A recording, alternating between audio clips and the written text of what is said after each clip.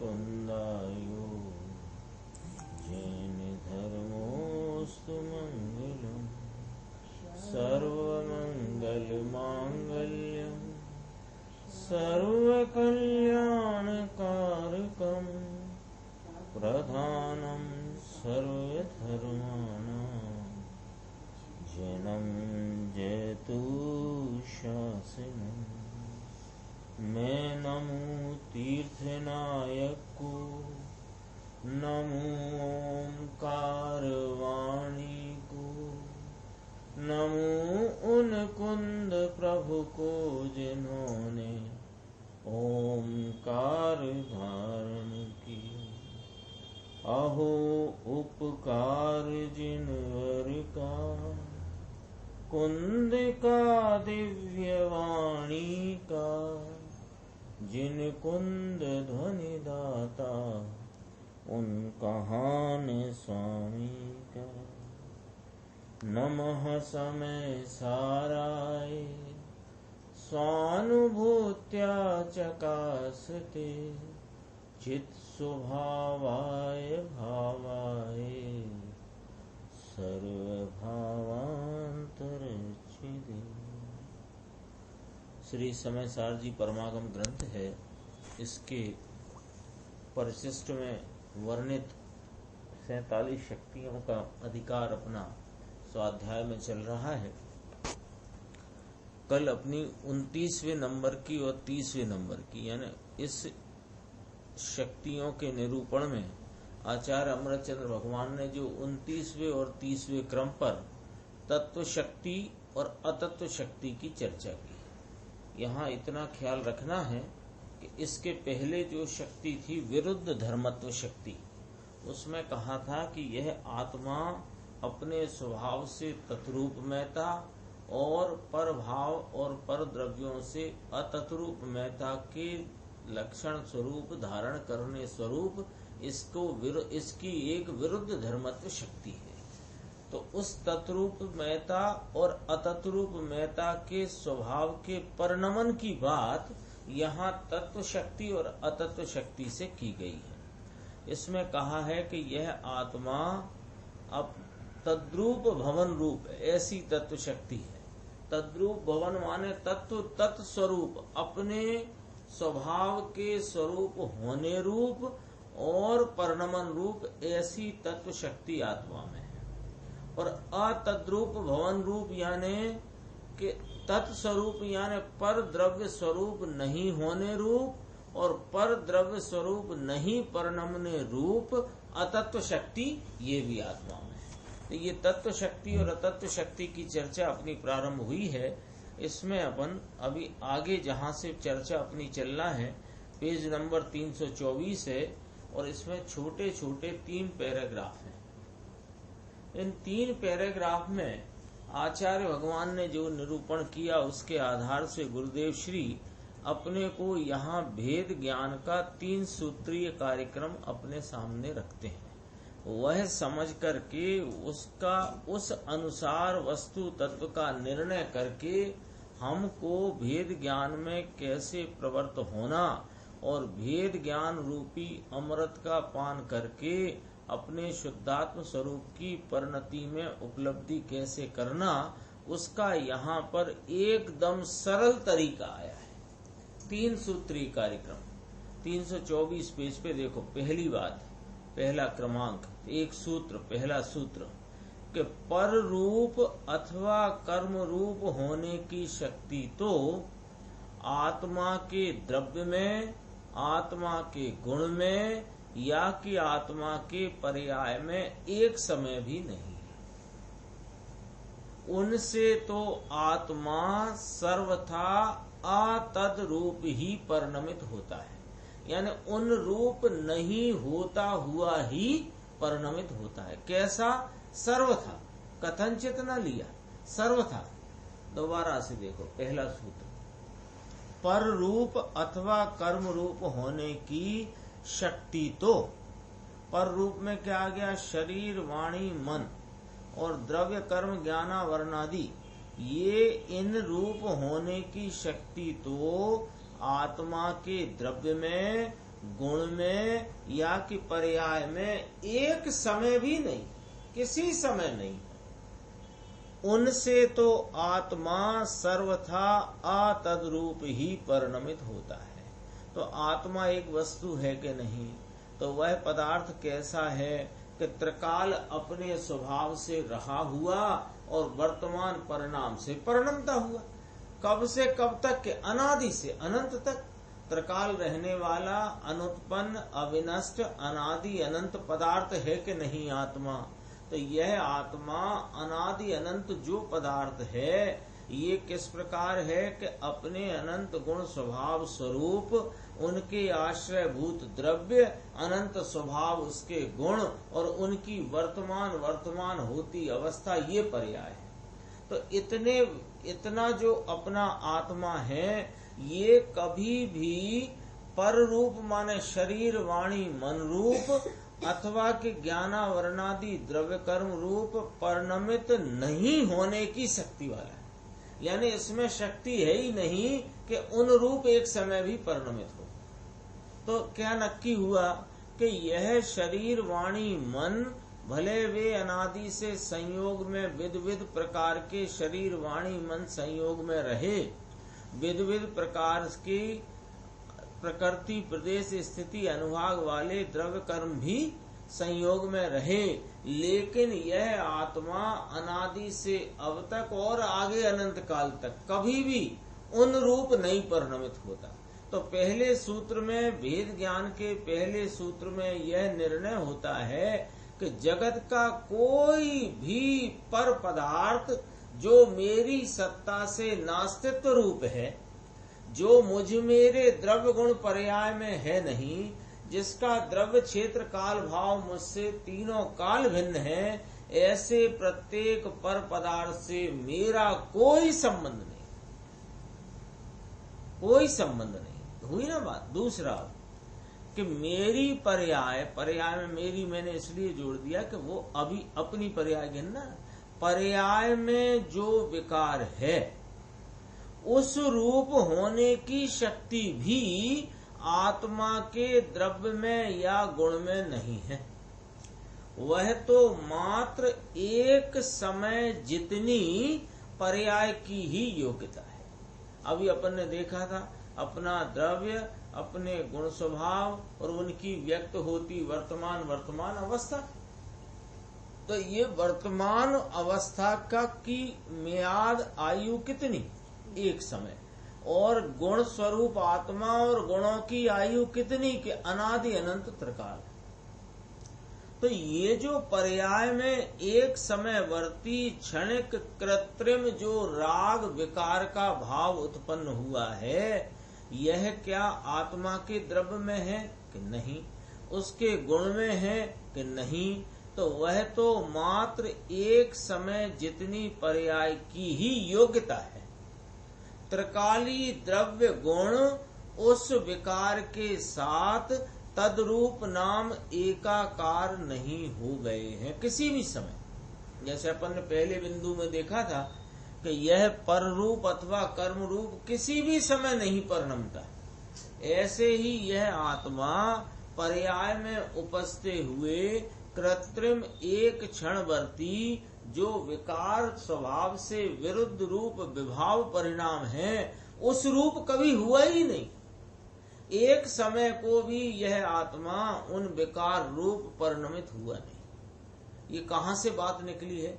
तत्व शक्ति और अतत्व शक्ति में से। तत्व शक्ति माने अपने स्वरूप परिणमता हुआ रहता हुआ होने की शक्ति तत्व शक्ति, और पर रूप नहीं परिणमते और नहीं होने रूप होने की शक्ति वह अतत्व शक्ति। ये दोनों शक्तियां एक साथ प्रत्येक आत्मा में त्रिकाल विद्यमान है। तो इन शक्ति के आधार से आत्म वस्तु का निर्णय करके ये शक्ति स्वरूप आत्मा है उसका यहाँ निर्णय कराते हैं कि भैया पहली बात तो ये समझ लो कि पर द्रव्य जितने शरीर मन वाणी द्रव्य कर्म ज्ञानावरणादि संयोग में रहे कि हाँ, लेकिन क्या आत्मा अनुरूप हुआ कि ना? एकदम शॉर्ट में अपन बात करो, संयोग में रहे हैं कि नहीं रहे हैं? कि रहे हैं। संयोग में रहे हैं, लेकिन क्या आत्मा उन रूप कभी परिणमित हुआ, उन रूप हो गया कि नहीं। दूसरा बिंदु, पर्याय में जो एक एक समयवर्ती क्षणिक कृत्रिम विकार का विभाव का परिणाम है, वह परिणाम पर्याय में है, लेकिन क्या यह आत्मा अपने गुण स्वरूपता को छोड़कर वो पर्याय में वर्तते विभाव रूप हो गया कि ना। तो जैसे वे संयोग में रहे पर उन रूप नहीं हुआ, ये पर्याय में संयोगी भाव हुआ, लेकिन ये आत्मा उन रूप उस संयोगी भाव विकार भाव रूप नहीं हुआ। तो ये दो बातों के निर्णय से आपको भेद ज्ञान की एकदम हमको स्पष्टता हुई कि नहीं हुई, कि जगत के जितने पर द्रव्य हैं उन सब से मैं न्यारा अपने तत्स्वरूप परिणमित होकर रहने वाला तत्व शक्ति स्वरूप हूँ, और इसी तत्व शक्ति में अतत्व शक्ति समा गई। कैसे कि वह पर द्रव्यों स्वरूप में कभी परिणमित हुआ ही नहीं। पर्याय में संयोगी भाव स्वरूप जो एक समय का विकारी परिणाम है, वो परिणाम रूप में कभी परिणमित ही नहीं हुआ। तो कौन परिणमित हुआ कि वह पर्याय में एक समय की योग्यता वाला भाव है। द्रव्य स्वभाव जो त्रिकाली अनादि अनंत ध्रुव स्वरूप एक रूप कायम रहता है, उसमें तो राग ने प्रवेश न किया और राग में इसने प्रवेश न किया। वो तद्रूपता एकाकारपना उसमें हुआ नहीं है। तो यह जानकर अब करें क्या, जान लिया साहब, अब करें क्या। तीसरा बिंदु, बहुत अच्छी एक व्याख्या इसमें शैली में आई है, देखिए। अब क्या करना कि त्रिकाली द्रव्य गुण की ओर ढलकर जहां कहो या जब कहो, जहां पर्याय उसके साथ यानी त्रिकाली द्रव्य गुण ध्रुव एक रूप कायम भाव उसके साथ एकाकार तद्रूप हुई, वहां उस पर्याय में विकार रूप परिणमन भी न रहा। लड़ी, ये बहुत सही तरकीब है विकार को भगाने की। विकार जो है आत्मा के स्वभाव के से विरुद्ध भाव है, यानी आत्मा के स्वभाव के अविरुद्ध भाव के अभाव वाला भाव है। तो ये हम कैसे टालें जो हमारा स्वभाव स्वरूप भाव ही नहीं। तो कहते हैं कि जो तुम्हारा स्वभाव स्वरूप भाव है, वहां उपयोग को ढालने से, वहां उसमें दृष्टि तद्रूपता एकाकारपना होने से, यानी वर्तता हुआ वर्तमान उपयोग अपने त्रैकालिक ज्ञायक भाव से तद्रूप रूप परिणमता है, तो वहां पर फिर विकार नहीं रहता। ले सब लिखा है कि नहीं लिखा। वह पर्याय विकार के साथ अतद्रूप परिणमित हो गई। तद्रूपता अतद्रूपता, तत्व शक्ति अतत्व शक्ति सब घटित हो गई और परिणमन हो गया पर्याय में शक्तियों का। इस प्रकार स्वयं शक्ति के अवलंबन से पर्याय शुद्ध रूप परिणमित हो, ऐसी तो तत्व शक्ति, और विकार रूप नहीं परिणमे ऐसी अतत्व शक्ति आत्मा में है।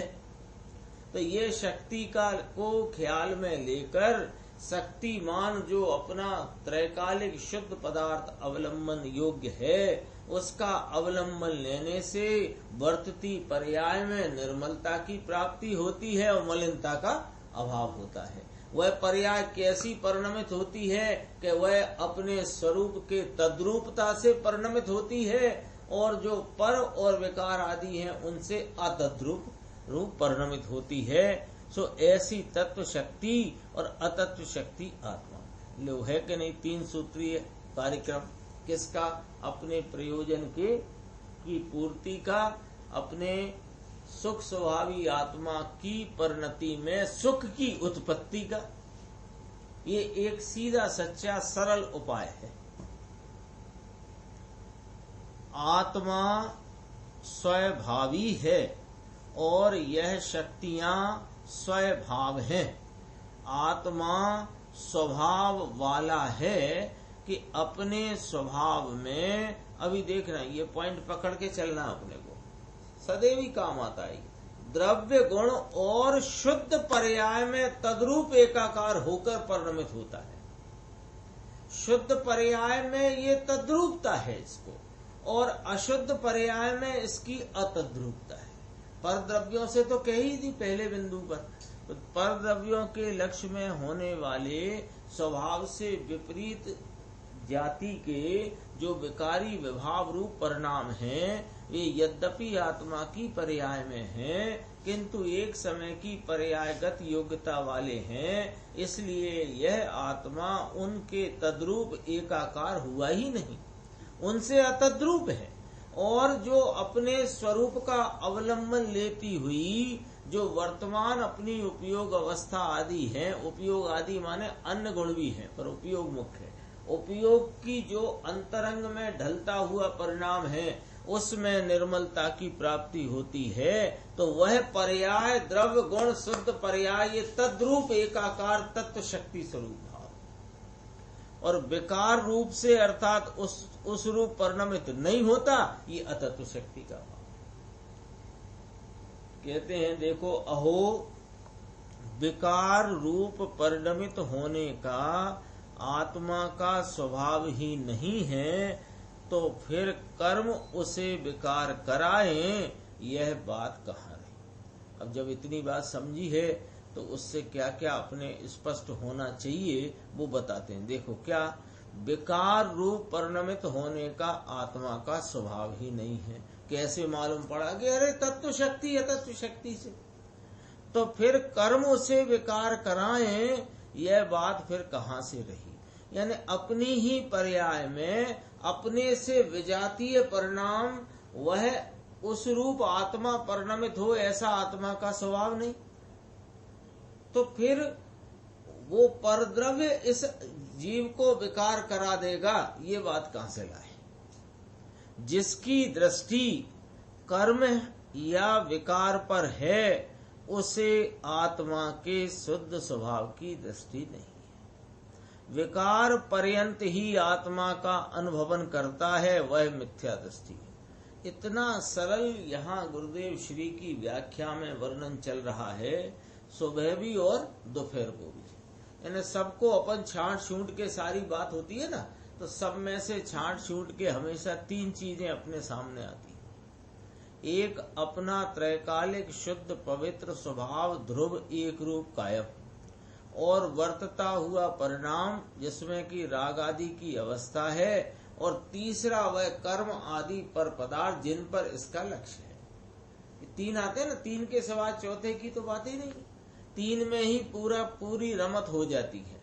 अब ये तीन में से ही हिसाब किताब नक्की करना है कि देखो, तुम त्रैकालिक ध्रुव एक रूप ज्ञानानंद स्वरूप हो, और वर्तती पर्याय में तुम्हारी अपने स्वभाव पर दृष्टि नहीं है, और तुम्हारी दृष्टि पर पदार्थ पर है, इसलिए पर्याय में एक समय पर्यंत का विकार उत्पन्न हुआ है, और यह विकार ही मैं हूँ। तो विकार में एकत्व करते हुए विकार के वेदन को ही अपना वेदन जानता है, तो ये कौन है? ये मिथ्या दृष्टि।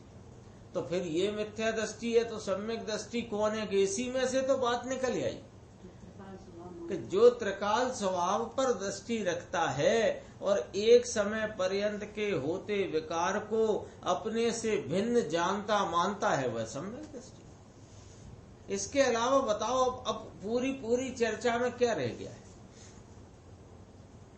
यानी अपन कहीं से भी कितनी भी चर्चाएं अनेक प्रकार की हैं, जिनागम तो बहुत विस्तार वाला है, अनेक प्रकार की चर्चाएं हैं, 9 तत्व रूप से भी हैं, 6 द्रव्य रूप से भी हैं, 5 अस्थि गाय रूप से हैं, 9 पदार्थ 7 तत्व की चर्चाएं हैं, और भी अनेक चर्चाएं हैं। लेकिन उन सब का सिमट करके बात कहाँ आती है? सिमट करके कहाँ आना है? कि भेद ज्ञान पर, और भेद ज्ञान के लिए कहाँ आना है? कि निर्णय पर, और निर्णय के लिए आपके नक्शे में बचता ही क्या है? एक त्रैकालिक ध्रुव स्वरूप ज्ञानानंद अपना कायम पदार्थ, उसका वर्तमान परिणाम, और उस परिणाम में उपजे हुए राग के काल में निमित्त रूप पर पदार्थ। तो पर पदार्थ को तो पहले ही न्यारा करो, उसके पहले ही हिसाब किताब कर दो कि ये पर पदार्थ मेरे से नास्तित्व रूप है, उसका चतुष्टय न्यारा, मेरा चतुष्टय न्यारा, उसके द्रवगुण पर्याय न्यारे, मेरे द्रवगुण पर्याय न्यारे, और मेरी पर्याय में उनके लक्ष्य से होते हुए जो विकारी परिणाम है यहाँ आ जाओ, उसको छोड़ दो। और ये जो विकारी परिणाम रूप मैं कभी हुआ ही नहीं, ये मेरा स्वभाव नहीं। तो एक बार दृष्टि में से ये अनादि से जो एक समय के विकार में एकत्व करके विकार के वेदन में आप रूपता मानने की भूल, दोष, अपराध, अज्ञान जो चला आया है, ये कैसे मिटे कि अज्ञान मिटाने का चक्कर छोड़ दो। ज्ञान स्वभावी आत्मा की दृष्टि करते ही पर्याय में यह अज्ञान भी नहीं रहता और राग आदि भी। उसे आचार्य देव समझाते हैं, किसे समझाते हैं? मिथ्या दृष्टि को। क्या समझाते हैं कि अरे भाई, तेरा स्वभाव विकार रूप परिणमने का नहीं है, तेरा स्वभाव तो शुद्ध चैतन्य रूप परिणमित होने का ही है। किसको समझाते हैं? कि जिसकी पर्याय स्वरूप का भान करके एकाकार हो गई, उसे समझाते हैं। कि जो अनादि से राग में एकत्व करके राग के वेदन में आप रूपता करके बैठा है, उसे समझाते हैं। पहले यही समझ लेना अपन के समझा किसको रहे। इसको क्या ऐसा हो जाते हैं, अभी कभी अपन स्वाध्याय करते हैं, ये तो ज्ञानी की बात है और ये तो अज्ञानी की बात है, तो जितने जितने अपराधों की बात है ये अज्ञानी की बात है, ठीक बात है। और जितने अपराध से रहित स्वरूप की साधना की बात है वो ज्ञानी की बात है। बात तो ऐसी ही है, लेकिन तुझे ज्ञानी होना है कि नहीं होना है? तो तुझे अज्ञानी की बातों में रुचि रखना है कि ज्ञानी की बात में रुचि रखना? तो ज्ञानी क्या क्या है कि ज्ञानी क्या है ये किसको समझाना है, ज्ञानी को कि अज्ञानी को? अज्ञानी को समझाना है कि ज्ञानी कौन, उसकी प्रतीति क्या, उसका वेदन संचेतन क्या, और उसकी अभी कमजोरी क्या, और कमजोरी मिटाने का उपाय क्या। तो देखो समझाते हैं किसको? मिथ्या दृष्टि को। क्या समझाते हैं कि अरे भैया, तेरा स्वभाव विकार रूप परिणमने का नहीं है। सही है, जब विकार नहीं होएगा तब नहीं होएगा स्वभाव मेरा विकार रूप परिणमने का। कहते सुनो, विकार के परिणमन के काल में भी तेरा स्वभाव विकार रूप परिणमने का नहीं है, ये निर्णय चाहिए, ये निर्णय करो। तो फिर मेरा स्वभाव क्या है कि तेरा स्वभाव तो शुद्ध चैतन्य रूप परिणमित होने का ही है। उस स्वभाव की ओर जाकर उसकी सम्यक श्रद्धा ज्ञान करना तथा उसमें लीनता करना, वही मोक्ष का मार्ग है। इसके अतिरिक्त अन्य कोई मोक्ष मार्ग नहीं है। बीच में शुभ भाव हो किंतु वह मोक्ष मार्ग नहीं है। तो मोक्ष मार्गी को भी जो स्वभाव है वो भी मोक्ष मार्ग नहीं है कि नहीं है? हाँ, क्योंकि ये जिसे व्यवहार से जिस व्यवहार भावों को मोक्ष मार्ग कहने का उपचार किया गया है, उन भाव रूप परिणमित होने का आत्मा का स्वभाव ही नहीं है। महाव्रत, अणुव्रत, दया, दान, उपवास आदि भावों से परिणमित होने का आत्मा का स्वभाव ही नहीं है। यदि उस शुभ को मोक्ष मार्ग माने अथवा उसमें तद्रूपता माने, तो उस जीव ने शुभ विकार रूप परिणमित नहीं होने रूप आत्म स्वभाव को नहीं जाना, इसलिए वह मोक्ष मार्ग से भ्रष्ट है। कितनी 4 लाइन में भी कितनी गंभीर गंभीर बात है। कहां से बात उठाई कि देखो भैया, तेरा स्वभाव विकार रूप, ये 5-6 पॉइंट है ऐसे जो याद रखे ना तो अपने विचार श्रेणी में वो बात खड़ी होती है। देखो, पहली बात तेरा स्वभाव विकार रूप परिणमने का नहीं है, तेरा स्वभाव तो चैतन्य स्वरूप परिणमित होने का ही है। ये अंडरलाइन कर ली अपन ने, ये स्वभाव की बात। अब दूसरा बिंदु, तो स्वभाव की ओर जाकर यानी वर्तमान उपयोग को स्वभाव में ढलने से वहां स्वभाव का जो निर्मल परिणमन है उसका जो वेदन हुआ तो उसका संचेतन करना और उसमें आप रूपता की श्रद्धा करना और ऐसे ही आत्मा को विषय, अपने स्वभाव को विषय बनाकर उसमें लीनता करना, इसका नाम है सम्यक दर्शन ज्ञान चारित्राणी मोक्ष मार्ग। हो गया ना। तो अब यही मोक्ष का मार्ग है, लिखा उसमें वही, तो ही कारा काय के लिए है कि अन्न का निषेध करने के लिए, तो वही मोक्ष का मार्ग है। इसके अतिरिक्त, किसके अतिरिक्त?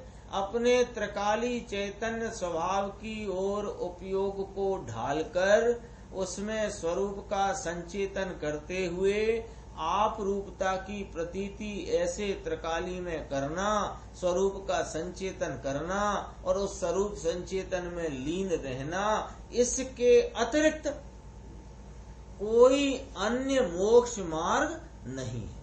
ये निर्णय वाले बिंदु है, समझो सीधे के सीधे निर्णय करे कराए हैं। अपने को तो इन निर्णयों पर युक्ति और न्याय से विचार करके इसको दृढ़ करना है। अब कहा कि ये अन्य कोई मोक्ष मार्ग नहीं है, तो बीच में एक प्रश्न अपने चित्त में उठता है जो अपन पूछें या कि ना पूछें कि जो आगम में दया दान पूजा व्रत आदि के व्यवहार को मोक्ष मार्ग कहने में आया है तो उसका क्या करना साहिब?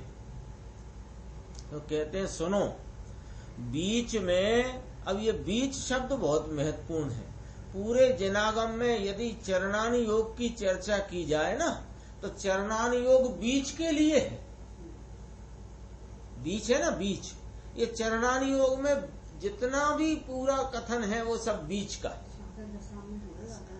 तो बीच माने क्या कि बाधक दशा मिटकर साधक दशा का प्रारंभ और साधक दशा की पूर्णता, इसका नाम बीच है।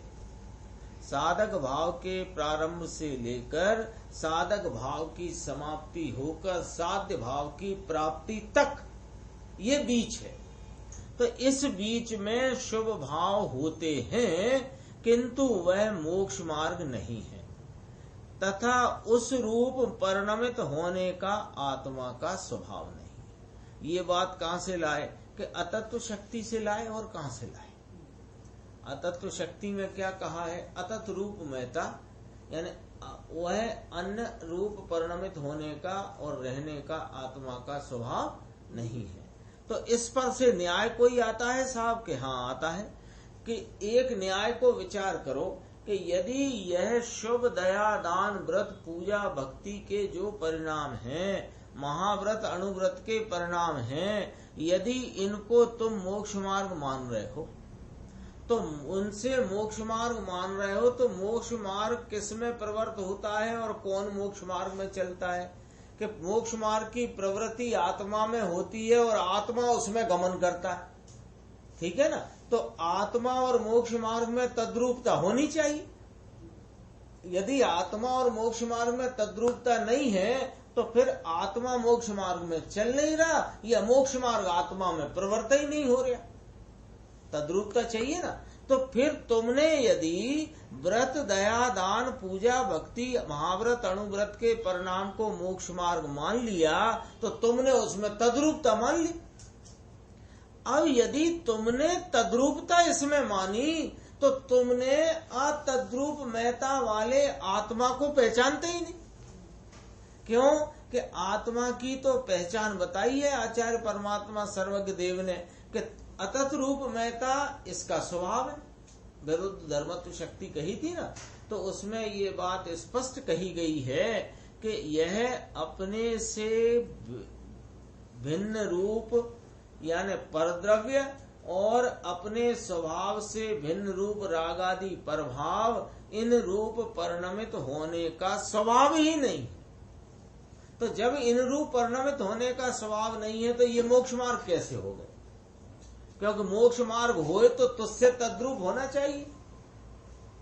ऐसा तो होगा नहीं कि घर में बच्चे घर में रहे और पति पत्नी तीर्थ यात्रा गए, तो तीर्थ यात्रा के मार्ग पे तो चल रहे हैं पति पत्नी, तो बच्चे भी चल रहे हैं क्या? क्यों कि बच्चे उसमें यदि वे तीर्थ यात्रा कर रहे हैं तो उन्हें भी उस मार्ग पर ही होना चाहिए। तो यदि यह रागादि भाव यदि मोक्ष मार्ग है तो उन्हें फिर आत्मा से तद्रूप होना चाहिए। और यदि तुमने उसमें तद्रूपता मान ली तो तुमने रागादि शुभ विकार रूप परिणमित नहीं होने का जो आत्मा का मूल स्वभाव है, वास्तविक भाव है, उसे तुम जानते नहीं, इसलिए वह मोक्ष मार्ग से भ्रष्ट है। एक एक पैराग्राफ गंभीर गंभीर आता है। यानी इसमें कहना चाहिए कि थ्योरी तो सब शास्त्रों में आ गई है, वो थ्योरी को कहाँ किस प्रकार घटित करना और उसमें प्रैक्टिकल एस्पेक्ट माने उसका प्रायोगिक पहलू क्या है, वो अपने सामने पूज्य श्री यहाँ रखते हैं।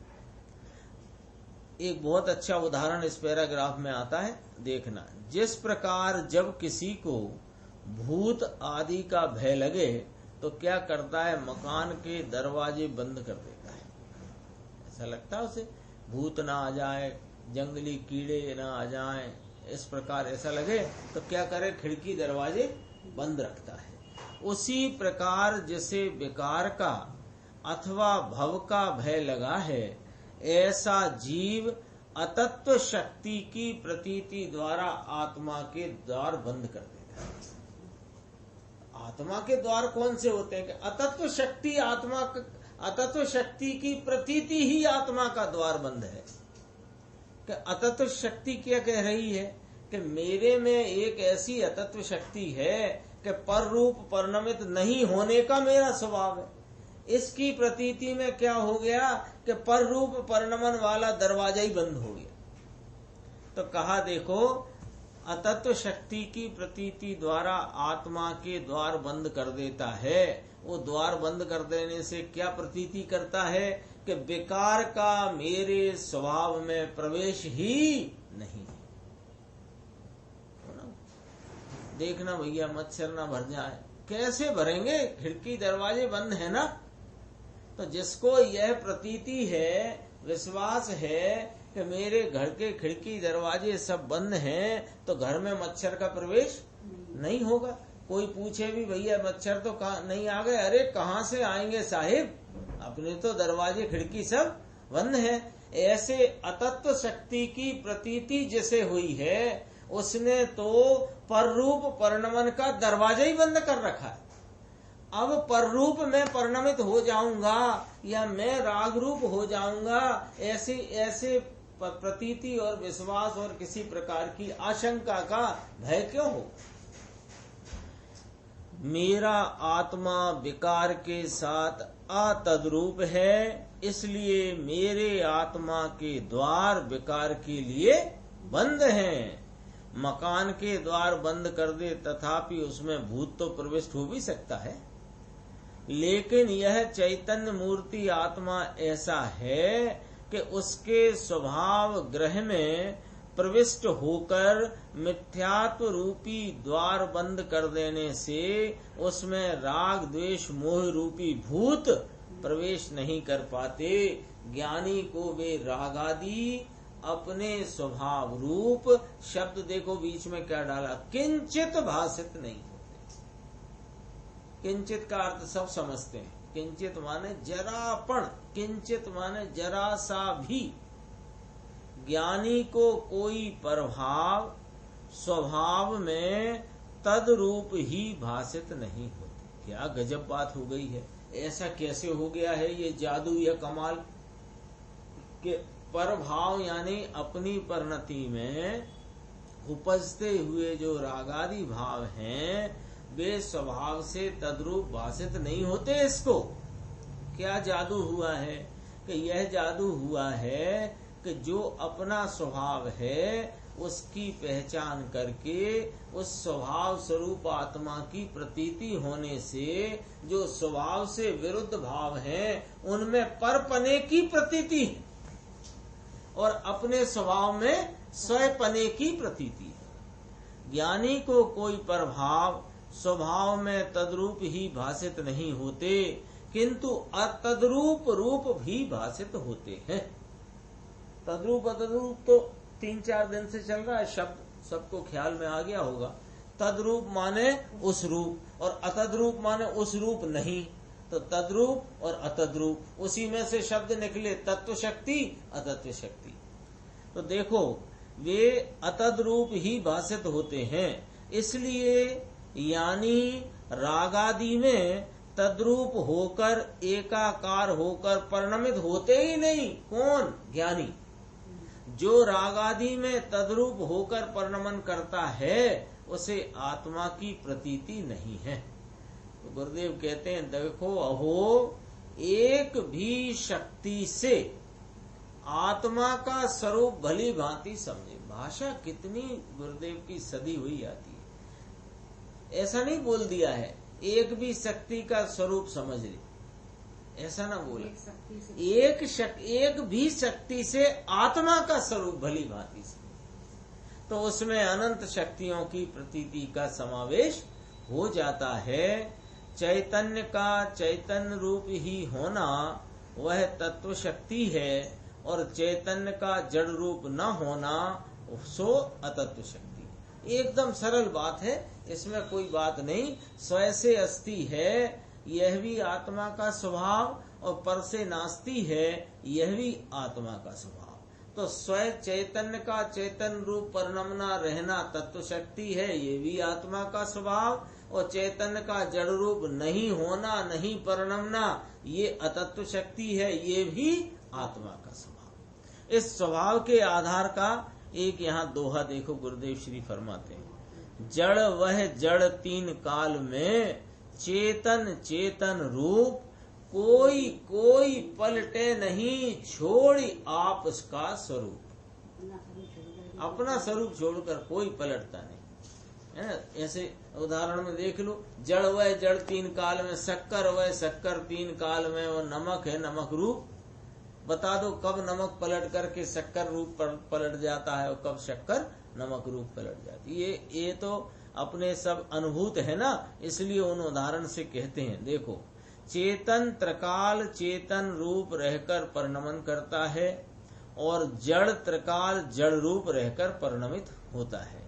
जड़ पलटकर कभी चेतन रूप नहीं होता और चेतन पलटकर कभी जड़ रूप नहीं होता, ऐसा ही वस्तु का स्वभाव है। आत्मा चेतन और शरीर जड़ दोनों त्रिकाल भिन्न भिन्न ही परिणमित हो रहे हैं, कभी एक हुए ही नहीं, कभी न हुए, कभी न। तो पलट तो रहे हैं कि हाँ पलट रहे हैं, पर कैसे पलटते हैं? अपने तत्स्वरूपता से पलटते हैं, अतत्स्वरूपता से नहीं पलटते। तो ये तो अभी दो के बीच की बात करी। चैतन्य वस्तु चैतन्य है और जड़ वस्तु जड़ है, और वे जड़ अथवा की चेतन कभी पलट करके अपना स्वरूप छोड़कर जड़ चेतन नहीं होता और चेतन जड़ नहीं होता। तो गुरुदेव कहते हैं इतनी बात समझ गए ना, फिर शब्द लिखा तद उपरांत। तद उपरांत माने उसके बाद, उसके उपरांत। यहाँ तो थोड़ी बात अंतरंग भाव की सूक्ष्म बात है। क्या बात है अंतरंग भाव की सूक्ष्म? कि चेतन अपने चैतन्य स्वभाव रूप ही परिणमित होता है और रागादि रूप परिणमित नहीं होता है, ऐसा उसका स्वरूप। ये बात, ये तरकीब गुरुदेव श्री ने आगम में से उकेल करके आचार्य भगवंतों के हृदय की बात को बहुत सरलता और स्पष्टता से अपने सामने रख दिया है कि भेद ज्ञान में मात्र परद्रव्यों से भेद ज्ञान कर सको तुम, ऐसा होता नहीं। तो फिर कैसे होता है कि निर्णय 2 स्टेप में होता है और भेद ज्ञान की जो भेद रूप परिणति है ना, भिन्नता की परिणति, वो एक बार में खिलती है। ये पूरा इसी में से उकेल के आचार्य भगवान के अंतरंग अभिप्राय को उकेल करके गुरुदेव श्री ने बताया है। और हर जगह चर्चा का गुरुदेव श्री की शैली ऐसी आती है। पहले उसमें पढ़ा था जो दोहे में, जड़ जड़ जड़ वह जड़ तीन काल में, चेतन चेतन रूप। इतनी बात कह करके समस्त जड़ पर पदार्थों से, अचेतन द्रव्यों से, तो यहाँ अन्य चेतन को भी अचेतन लो, अपना चेतन नहीं ना, तो ऐसे करके चेतन को न्यारा किया। तो स्वयं और पर ऐसे विभाजन में खड़ा कर दिया। स्वयं और पर के विभाजन में भी अभी एक विभाजन बाकी है कि पर्याय में परिणमित होता हुआ जो रागादि विकारी भाव है, उस रूप भी आत्मा कभी परिणमित नहीं हुआ, ऐसी अतत्व शक्ति इसके अंदर पड़ी हुई है। तो उस अतत्व शक्ति के कारण से मैं रागादि भावों से, जो चैतन्य स्वभाव से अविरुद्ध स्वभाव के अभाव वाले हैं, ऐसे समस्त रागादि भावों से मैं न्यारा होने से मैं उन रूप कभी परिणमित हुआ नहीं हूँ। तो फिर मैं किस रूप परिणमित हुआ हूँ? मैं तो अपने चैतन्य ज्ञान आनंद स्वरूपता से कभी च्युत हुआ नहीं। तो यही मेरा वास्तविक स्वरूप है।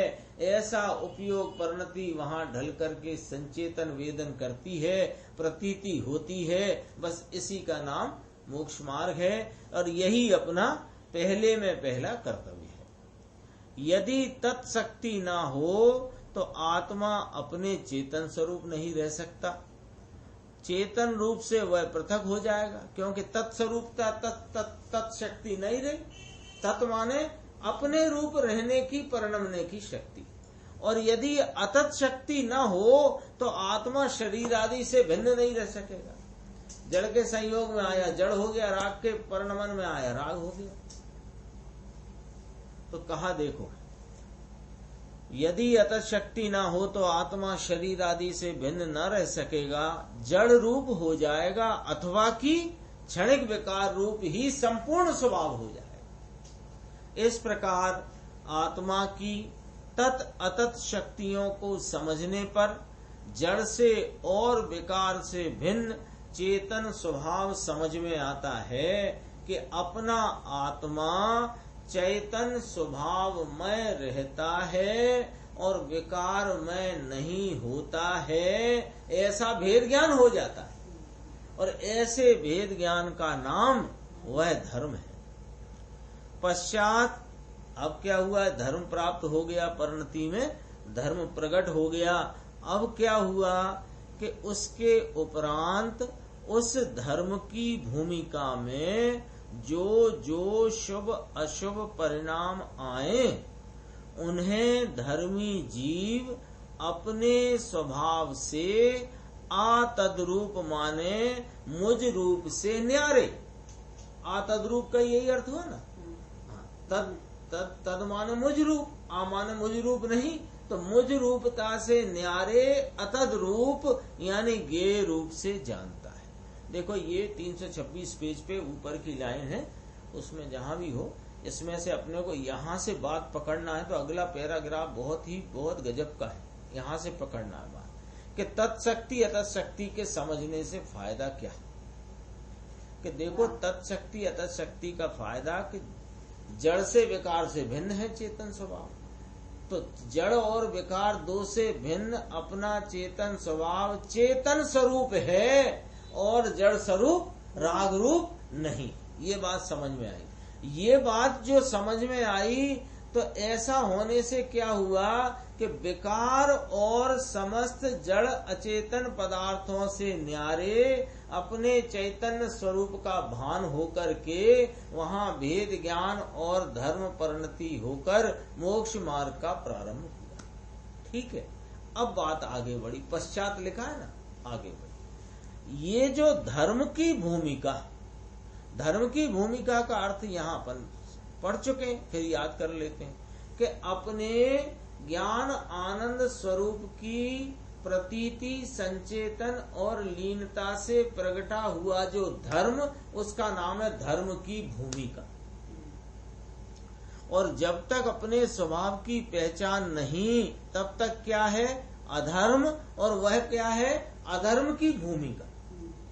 तो धर्म की भूमिका में क्या हो रहा है कि अभी पूर्णता नहीं हुई है ना, ज्ञान की पूर्णता नहीं, चारित्र की पूर्णता नहीं, तो फिर अभी क्या चल रहा है कि जो जो शुभ अशुभ परिणाम आ रहे हैं, तो जो जो शुभ अशुभ परिणाम आते हैं उन्हें धर्मी जीव अपने स्वभाव से अतद्रूप माने मेरे स्वभाव से न्यारे स्वरूप यानी गे रूप से जानता है।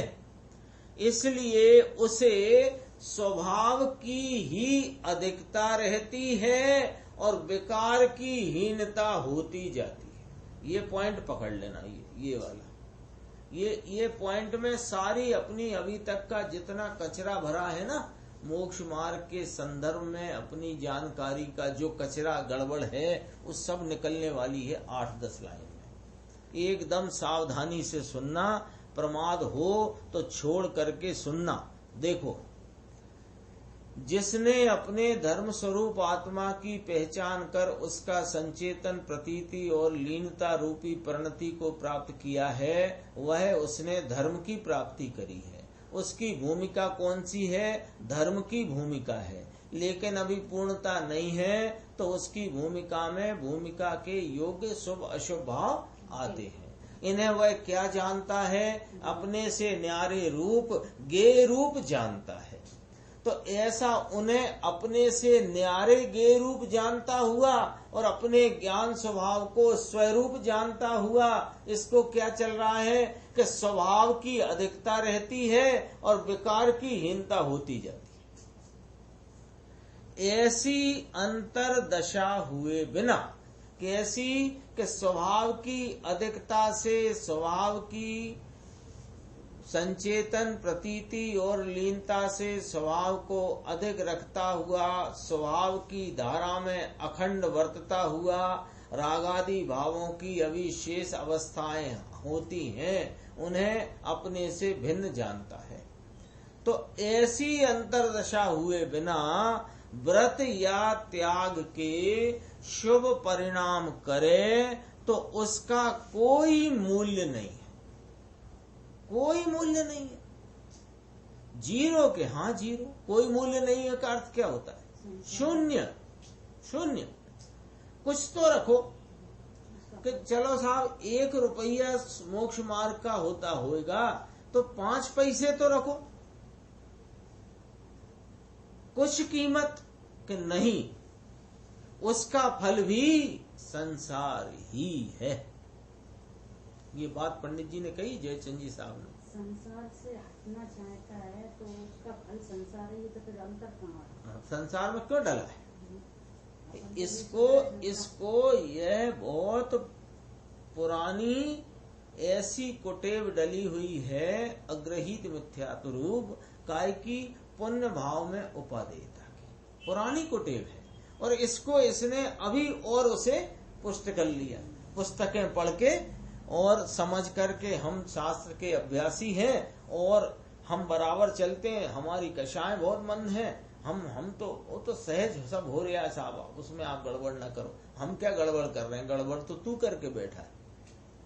देखो, जब तक इस स्वभाव की महिमा पूर्वक, रुचि पूर्वक उसमें उपयोग ढल करके स्वरूप संचेतन, उसमें आपरूपता की प्रतीति और लीनता रूपी परिणमन जब तक नहीं होता, उसका नाम धर्म नहीं है। और धर्म नहीं है तो तेरी कोई भूमिका नहीं है, और भूमिका के बिना कोई शुभ अशुभ परिणाम है, उनका कोई मूल्य नहीं है। व्रत या त्याग के शुभ परिणाम करे तो उसका कोई मूल्य नहीं है, उसका फल भी संसार ही है। देखो, वर्तमान परिपूर्ण शुद्ध चिदानंद स्वभाव की उपादेय बुद्धि होने पर समस्त परभावों में हे बुद्धि हो गई, वह सम्यक दर्शन और सम्यक ज्ञान। यानी रागादि भावों में उपादेयता रखे और अपने को सम्यक दृष्टि माने तो मूर्खचंद। और यदि सब ये रागादि भावों में उपादेय बुद्धि रखता हुआ इससे मेरे आत्मा उपादेय हो जाएगा, ये भी मूर्ख। वह सम्यक दर्शन सम्यक ज्ञान क्या है कि स्वरूप की उपादेय बुद्धि और समस्त पर भाव यानी रागादि भावों की शुभ अशुभ व्रत महाव्रत अणुव्रत सब की हे बुद्धि, इसका नाम सम्यक दर्शन और सम्यक ज्ञान है। और वही चारित्र की भूमिका है। ये क्या कहना चाहते हो कि हम ये कहना चाहते हैं, समझ लो आप। चारित्र की भूमिका, चारित्र का वर्णन जिनागम में दो प्रकार आया है। दो प्रकार किस प्रकार आया है कि दो चारित्र हैं कि न, वर्णन आया है दो प्रकार। चारित्र एक ही है, आपके अपने स्वरूप की लीनता। स्वरूपे चरणम चारित्रम, स्वरूप में आचरण रूप जितनी क्रिया है, जितना वह स्वरूप के आचरण का परिणमन है, वो चारित्र है। और उसमें जितनी कमजोरी है, उस कमजोरी के काल में बाह्य में जो व्रतादिक के परिणाम आते हैं, उनको व्यवहार से चारित्र कहा जाता है। ठीक है ना, इसमें कोई दिक्कत है नहीं। तो जिसे तुम चारित्र व्यवहार से कहते हो, वह चारित्र भी भूमिका बिना नहीं आता। और जो स्वरूप चरणम चारित्रम है, वो भी भूमिका बिना नहीं आता। उसकी क्या भूमिका के स्वरूप की पहचान, प्रतीति और संचेतन, और उसमें लीनता का परिणमन ज्यों ज्यों होता जाता है, उतना उतना चारित्र खिलता जाता है। तो ऐसी भूमिका के बिना आत्मा धर्म में प्रवेश नहीं कर सकता। ये 5-7 लाइनें हैं। परसों भी मैंने वो एक ये कोटेशन डाला था, आज उसी को पढ़ते हैं। देखो, अज्ञानी मुख्य वस्तु स्वरूप को समझने से पूर्व व्रत तथा त्याग की बातें करते हैं और कहते हैं कि देखो भैया, समझने के बाद भी यही तो करना है। इसलिए हमें अभी से प्रारंभ कर देना चाहिए, अभ्यास करते रहना चाहिए इसका। देखो, कई लोग कहते हैं, मैं तो कह देता हूं साफ साफ, ये जो 10 लक्षण धर्म आते हैं ना, तो ये तो मुनि की मुख्यता से है। ये तो आगम में भी स्पष्टतया लिखा, मुनि की मुख्यता से है ना। उनमें जो कुछ भी चर्चा है परिणामों की, उस प्रकार क्रिया आदि सब, वो मुनि की मुख्यता से। ये क्या कहे, देखो भैया, जब अपन मुनि होंगे तो अपने को भी यही करना है, तो अभी से अभ्यास करना चाहिए। अरे अभ्यास वास्तव में तुझे तत्व ज्ञान का करना चाहिए, और तत्व ज्ञान के अभ्यास करके वस्तु स्वरूप को समझना चाहिए, और वस्तु स्वरूप को समझकर उसका अनुसरण करके यथार्थ निर्णय का आत्मा की प्रतीति, संचेतन और चारित्र के भाव को प्राप्त करना चाहिए, और उसमें लीनता से उसे बढ़ना चाहिए। वे तो सब अपने आप होंगे, और वे नहीं होंगे तो तेरा कुछ नहीं बिगड़ जाएगा। वे तो होंगे, होने योग्य होंगे। समझने के बाद भी तो यही करना है ना, व्रत त्याग की व्यवस्थाएं। तो इसलिए हमें अभी से प्रारंभ कर देना चाहिए। और क्या कहता है, यही करते करते आत्मा समझ में आ जाए। किंतु उनकी सारी बातें मिथ्या हैं, झूठ हैं, गप्प हैं। आत्मा को समझने के बाद भी तुम्हारे माने हुए व्रतादि नहीं आएंगे।